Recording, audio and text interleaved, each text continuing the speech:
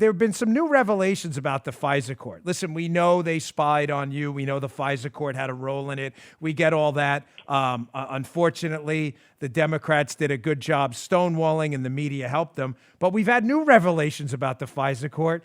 Just came out. I'm going to cover it on my show today after your interview. That they've continued to abuse their power and apparently we're investigating people for domestic crimes like healthcare fraud and things like this.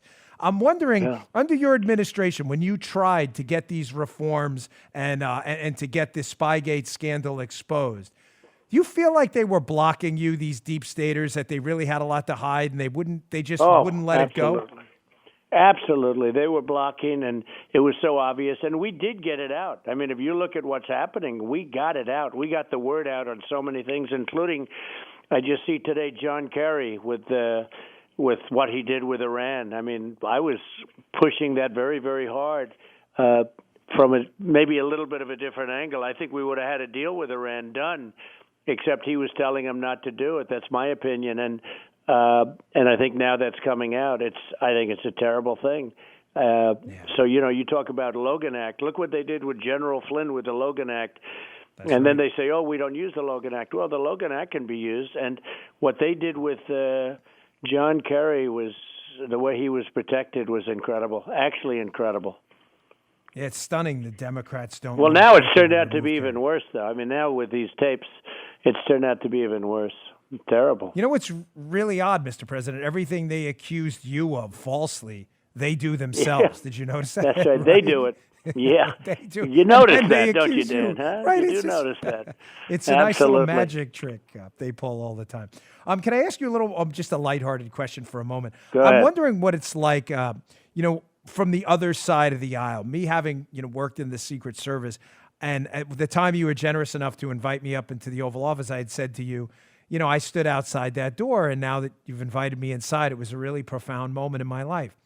And I'm wondering what it was like for you transitioning from being a civilian, albeit a very popular one, but a civilian nonetheless, to being the president and back to civilian life. I mean, what's it like? You had the full Secret Service, Air Force One all the time, and then you go back to being a civilian. Has the transition been difficult?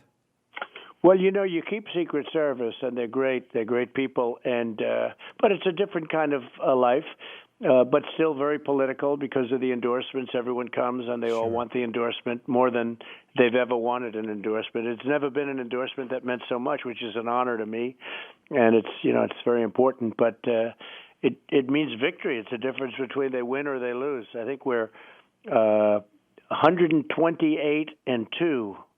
In the last fairly short period of time, 128 successes and 2 not successes. And both of them were expected to be, I did them. I said, well, there's no possible way. It was an area that could not be won, but I did it out of loyalty.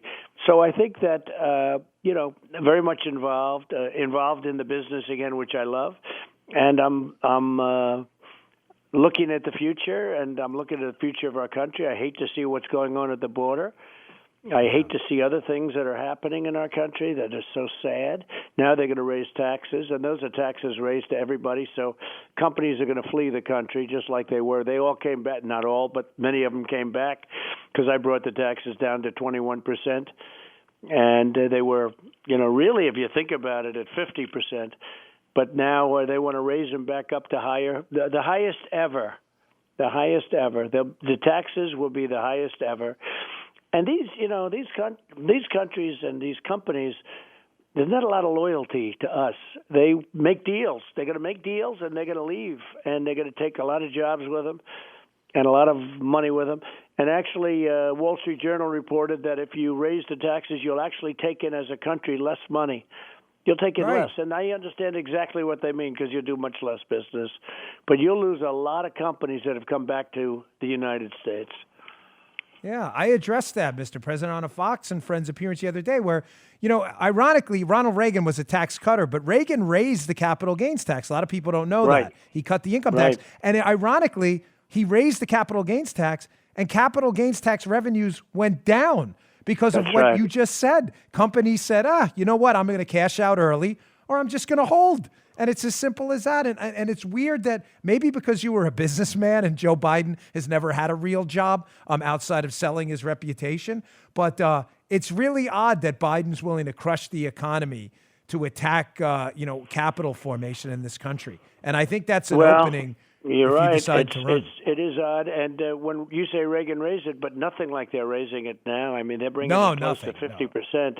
And when you add state taxes and everything else, places like New York, when you add, the taxes are so high, and California, but when you add state taxes, you're talking about over 50%.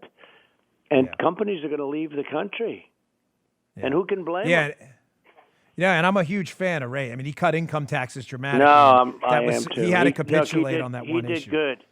And he had a great way. He had a great way about him. But he did good. But he did have that. He did have. Well, a lot of people think so, I guess.